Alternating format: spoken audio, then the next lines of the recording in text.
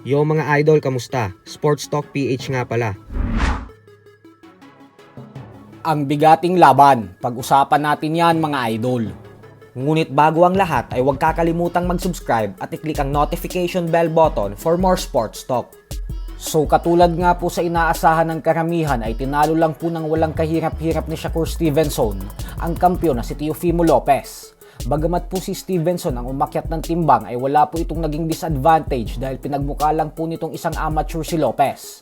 Halos pinaglaruan lang po kasi nito si Lopez sa buong laban. Wala pong naging sagot si Teofimo sa talino at pagiging technical ni Stevenson. Kaya sapul na sapul ito lagi ng mga counter.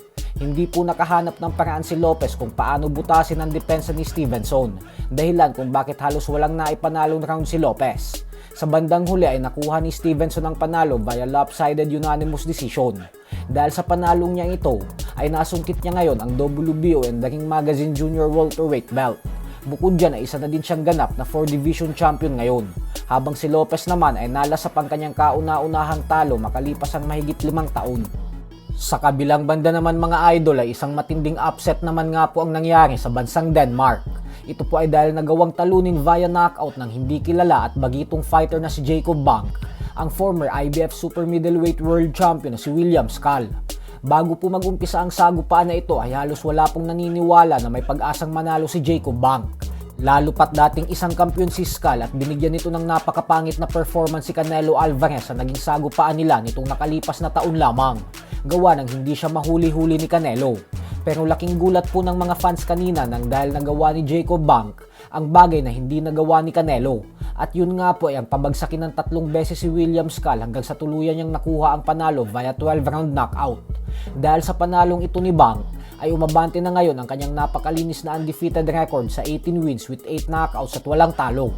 Bukod dyan ay matagumpay niya ding nadepensahan ang kanyang pinangahawakan na WBO Global Super Middleweight belt. Habang si William Skull naman ay matapos maging undefeated 23-0 ay nanggagaling na ito sa dalawang magkakasunod-sunod na talo sa huling 2 laban niya kontra kay Canelo Alvarez at Jacob Bank. Kung atin pong matatandaan ay nagalit si Turki Al-Sheikh ng Saudi Arabia kay Skull matapos nang ipinakita nitong performance kontra kay Canelo Alvarez, kung saan panay takbo lang ang ginawa nito sa buong laban at parang pera lang ni Turki ang habol niya at wala talaga siyang balak manalo. Kaya agad itong pinalabas ng lona ni Turki pagkatapos ng laban. At simula po noon ay ginawa na itong blacklisted ni Turki sa mga events niya sa hinaharap. Ayaw niya na po itong makitang lumaban sa mga event niya. At yan po ang dahilan kung bakit sa Denmark na lamang ito lumaban kanina. At ang masaklap pa dito ay natalo pa siya via knockout sa kamay ng isang hindi kilalang boksingero. So hanggang dito na lang po muna tayo mga idol.